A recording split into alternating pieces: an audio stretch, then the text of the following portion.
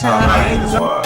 Tell me you don't give a fuck about me right now. On some real shit, I swear to God, I walk away, man. I never said I didn't give a fuck about you. You know I care about you. Ricky, stop. Tell me. Stop. Chill out. Chill out, bro. No, tell me right motherfucking now. I'm telling you. Shit. I'm telling you. So you tell me you don't give a fuck about me. I'm telling you that I care about you. You know this. No, on some real shit. Tell me right now. What are you doing? Why did you just do that? No, tell me on some real shit. I don't give a fuck. Why did you just do that? Tell me on some real shit you don't give a fuck about me. Ricky, I never said I didn't give a fuck about you. Tell me on some real shit you don't give a fuck about me. I don't. Why are you upset? Like, I don't. What did I say? Because I'm upset because I fucking love you. But what did I say to you?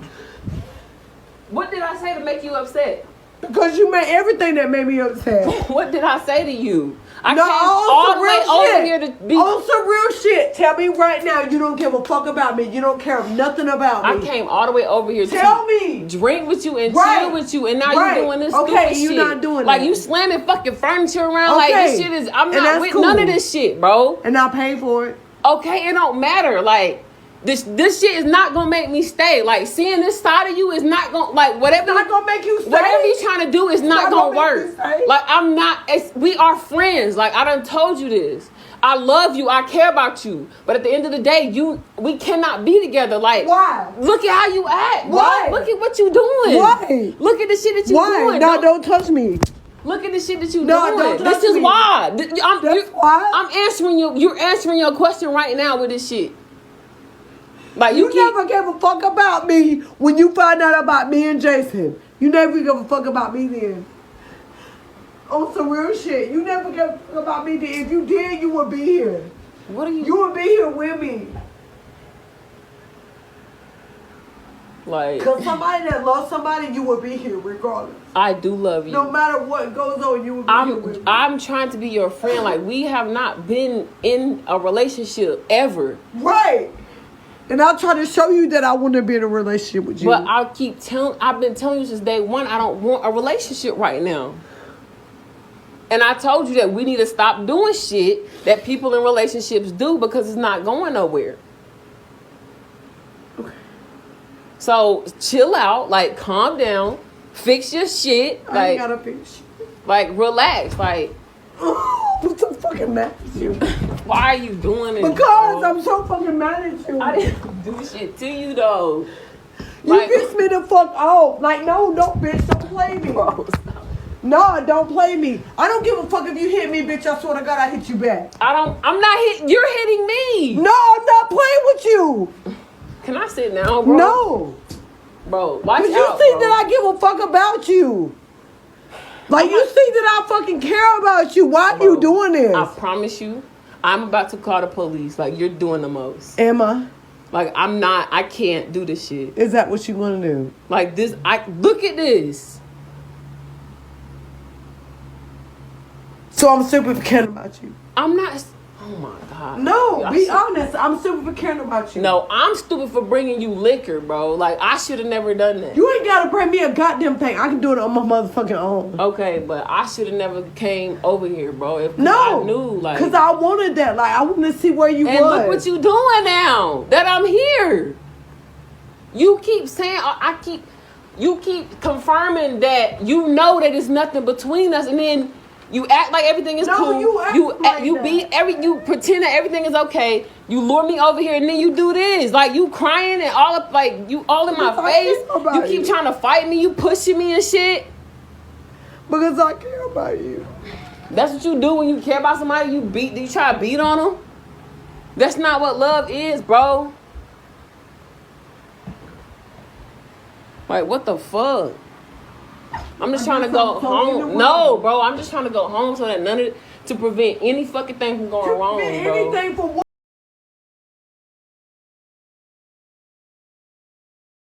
So she says, I'll do a story time, but I found out later that this was an episode. I was unaware of her diagnosis until after she passed. This was 2019. I was terrified, laughing out of sheer nervousness. Never seen her behave this way. She got physical when I tried to leave, and the only thing I could think to do was record. When she went in the back room to get something, I ran out of the house afraid. The next morning, I got the news that she passed away shortly after the video was taken.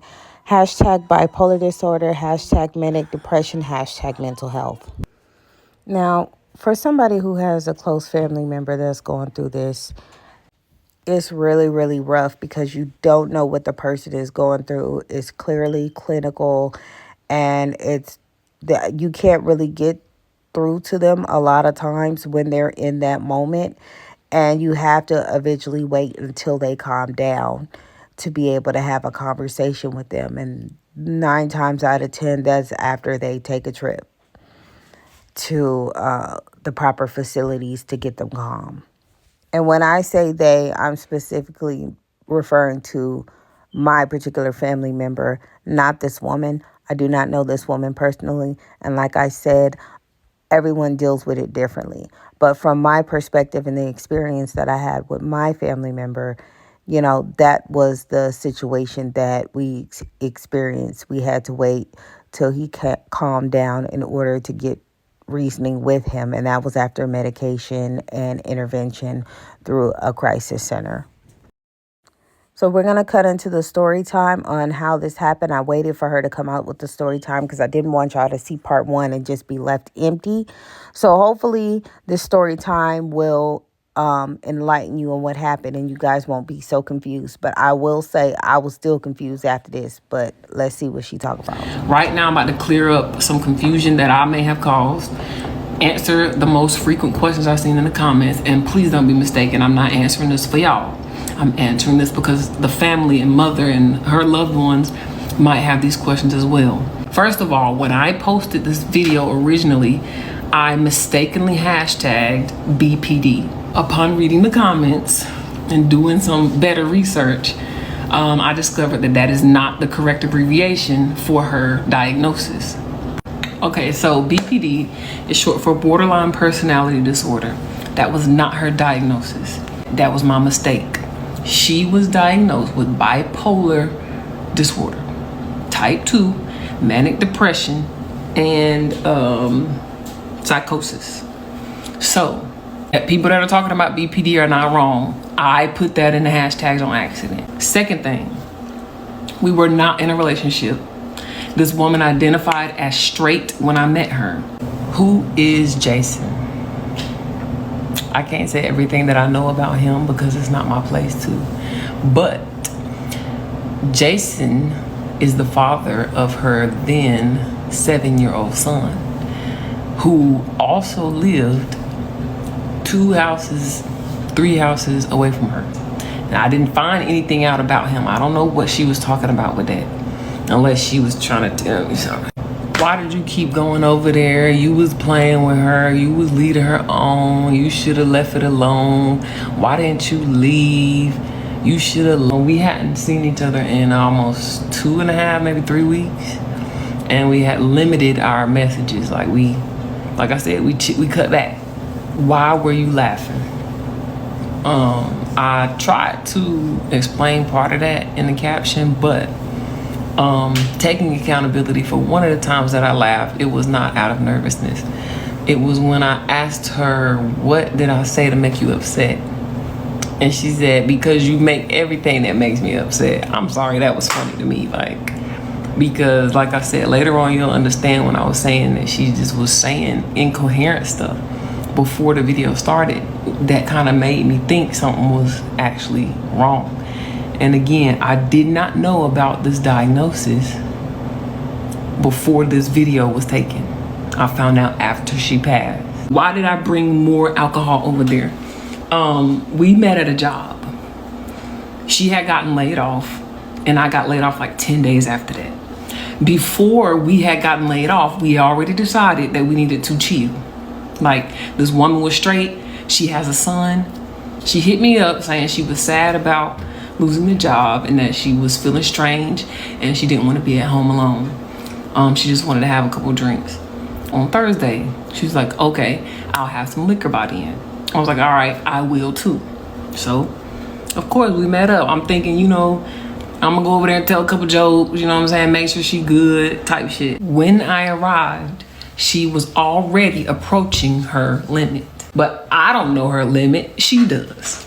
So I said, you know what's up? I'm here. Let's take a shot. I took my shot. I sat down on the couch. She sat down on a separate couch and we started talking.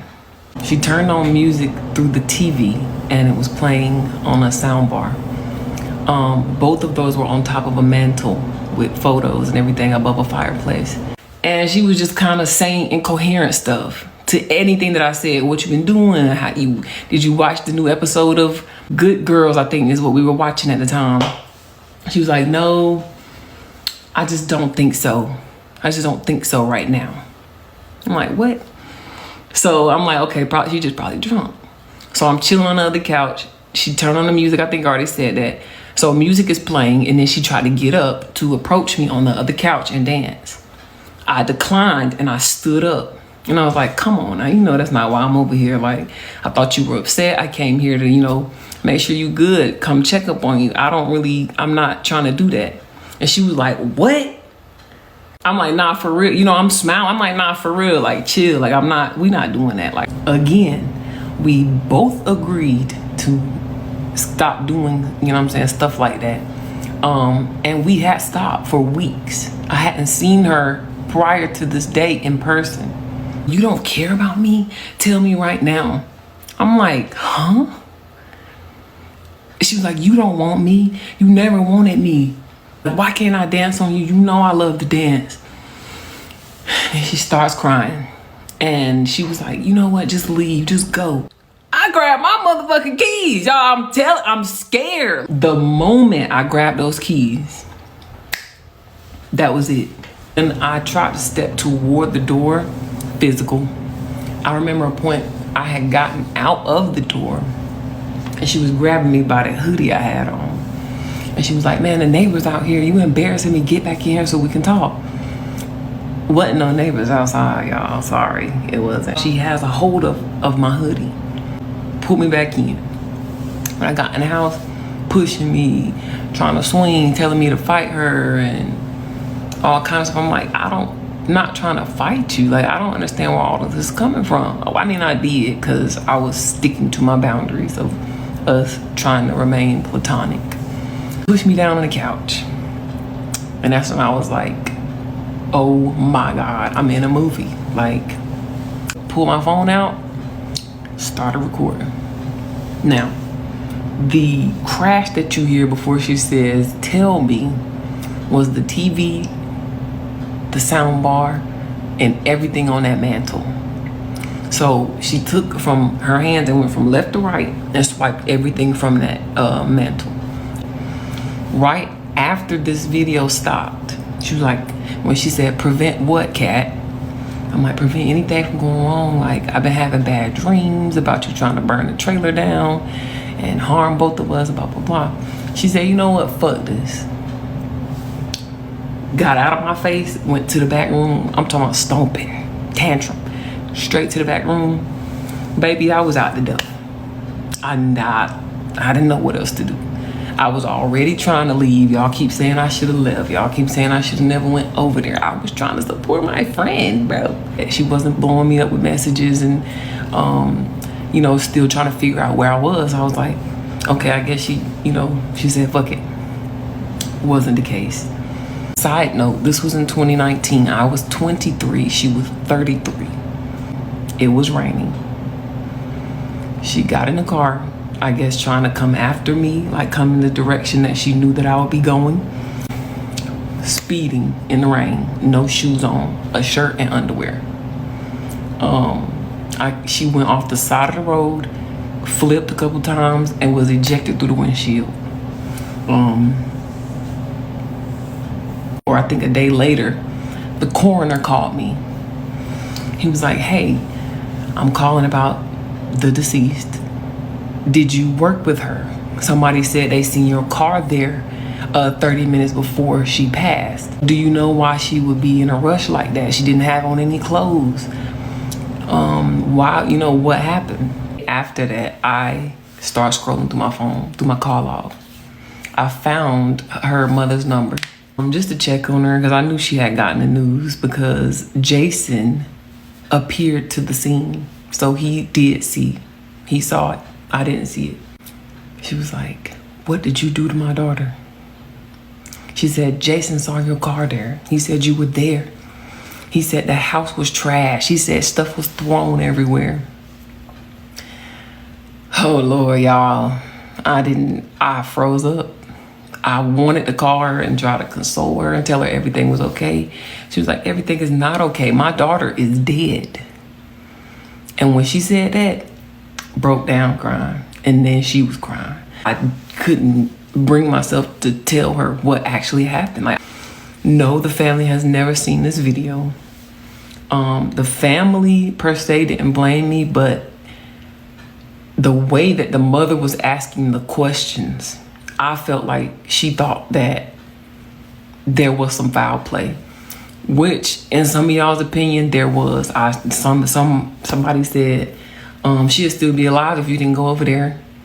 Somebody said, why would you keep playing with her emotions like that? Y'all, thank God I have had counseling and dealt with this, because boy, y'all would have broke me down. After this all happened, every car that passed that looked like hers, I was checking to see if it was her. I was having dreams, and not the same dreams, but she was saying the same thing in different dreams. I didn't die. I'm not dead. And I knew it was my self-conscious because the last time I saw her, she was alive. But yeah, I was like, oh no, I gotta go do something. So I did. A lot of things have changed in my life since. I am married now. I don't blame myself. I don't think that anything I could have done would have changed the situation, other than, like y'all said, just staying home. I was aware of what type of doors this would open by posting this, so I'm cool. I mean, I have been deleting comments of y'all calling her crazy and obsessed and all this other stuff because, again, taking accountability, we were doing stuff that people in relationships do, and not just intercourse. Meeting each other's families. I was at a parent-teacher conference for her son, spending time together every day. She met my mother, two of my siblings. She came to eat after like a Sunday dinner at my people's house. Like, all of those are things that people in relationships do that's not just the S word. I thought we were on the same page. I thought we knew we're just friends, but apparently in her mind, it wasn't that. But that's the story time of that night. So thank y'all for sharing awareness about y'all's disorders and things that y'all have been through. I see y'all helping each other out in the comments. I love that. But yeah, that's just... Okay, so what confused me was she didn't even know the woman was diagnosed with what she was diagnosed with until after she passed. Um, from somebody who has a family member that is going through this, I think it's important to have that type of conversation with people who are unaware. There's been many experiences where people don't want to tell people's business, but that type of thing, in my opinion, is important if they're medication and things that they are supposed to be taking are not regulated. First of all, it could have prevented so many things. I know that person is grown. I get that and I understand that. But for the safety of others and for the safety of that person, I just feel like it's better for people to get awareness about what is going on with the person that they're dealing with. Case in point, anybody who has that diagnosis should not be on any type of alcohol or drugs, period. It makes the situation 20 times worse. And a lot of times, well, I can't even say with other people, but with the person that I know that is going through this with that experience, it makes it 50 million times worse. And obviously from this video, that probably didn't help her as well.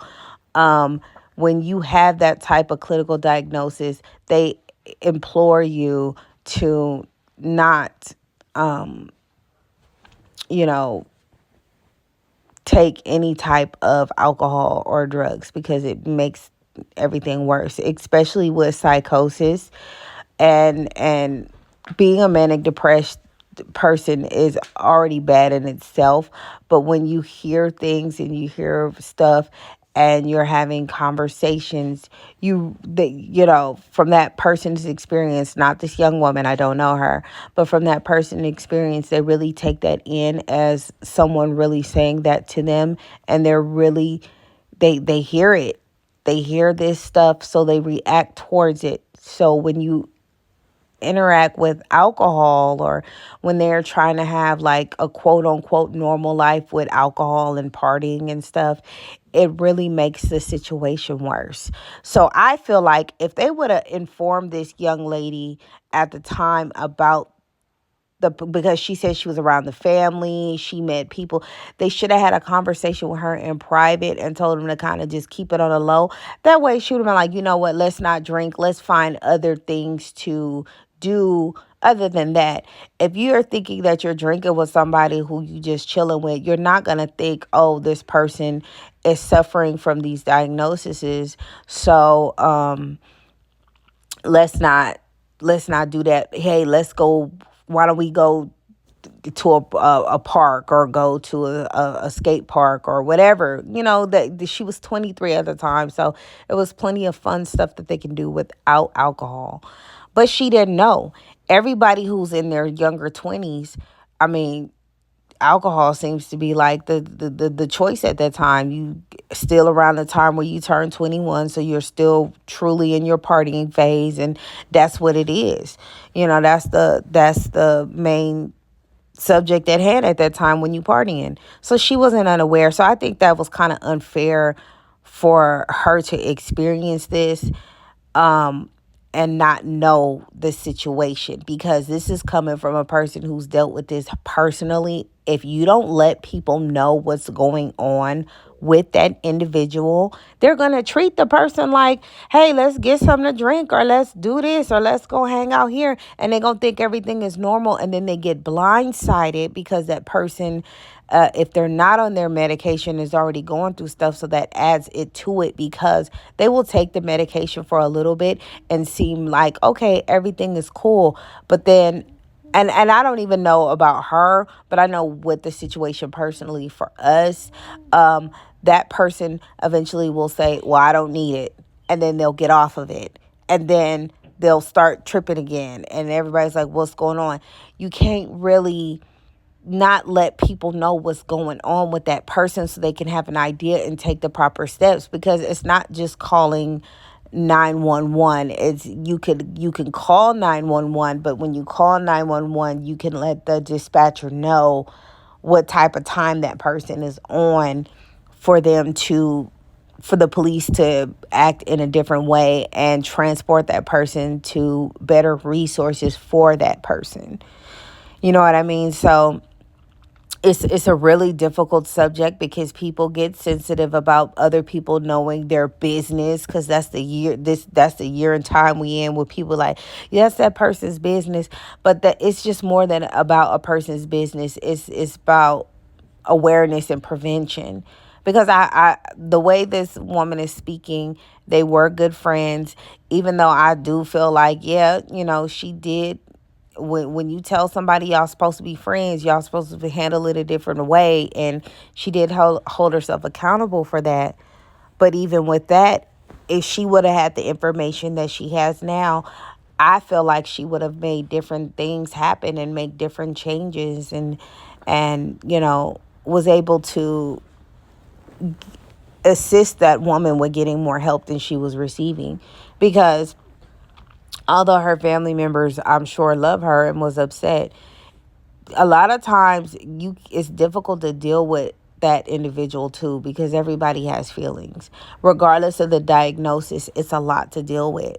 So a lot of times family members become distant as well, and some go around that person and isn't unaware of what's going on, because people like to keep that hush hush. So in my opinion, if you do have a family member who has this type of diagnosis or any type of diagnosis that can affect anyone else around them if they're not aware to, just for not just the person's safety that's unaware, but the person's safety that is experiencing this and has a diagnosis. Let them know. That way, if episodes happen or situations happen, they know the proper protocols to take. It's not just like, oh, stay away from that person. But hey, if I'm hanging out with this person, I know they shouldn't have this. And I know they shouldn't have that. And I can find other outlets and other things to do with this person other than alcohol because I know they can't have it, right? Or if something does happen because maybe they stop taking their medication or they don't feel like taking their medication or whatever the case may be, I can call this number if this person has an episode for them to get help versus me thinking that this person is just attacking me and violent and really trying to do something to me. Let me call 911 and say that it's a, harmful case to where they could take action to protect me. You get what I'm saying? YouTube don't be liking you to say a lot of words. But what I'm basically saying is this woman was blindsided, and I feel like she should have got more information from that woman's family in order to help. I mean, it's easy to blame her for all the wrong choices she made as a young adult, because that's what young adults do at that age. But honestly, it's nobody's fault, in my opinion. It's not her fault. It's not even the family's fault. It's just, I feel like it's important for people to know, hey, this person has this type of diagnosis. If anything happens, these are the proper steps. Or let's give the person a call, or you can call this person. Just have some type of protocol for that person in order for that person to be able to live another day. Because if she knew what she knew now, I know she wouldn't have left that woman alone. And I know even though the woman already had alcohol, she could have called and got things situated to where the woman would have been put somewhere for a little bit in order to calm down and relax, and she would have been able to live another day. But, life lessons are life lessons, and things happen for a reason. Unfortunately, we won't know why until it's time to know. But y'all let me know what y'all think in the comments. Me personally, like I said, I have personal experience with this, and I know how hard it is, and I know how difficult it is. And what I do with the person that we have to deal with, I let people know. I have to. Because if you don't let them know, a lot of people who are diagnosed with certain disorders,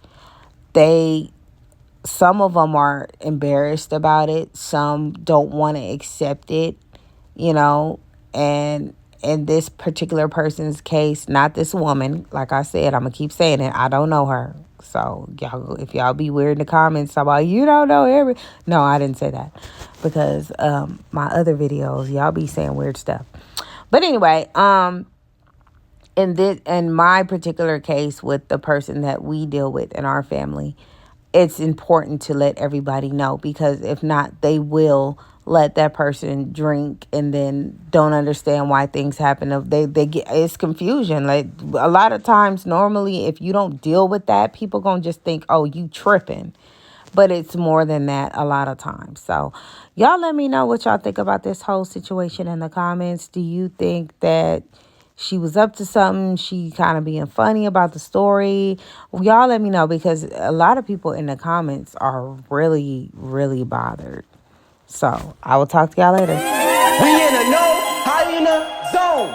Anti-hyena zone. Race my hyena zone.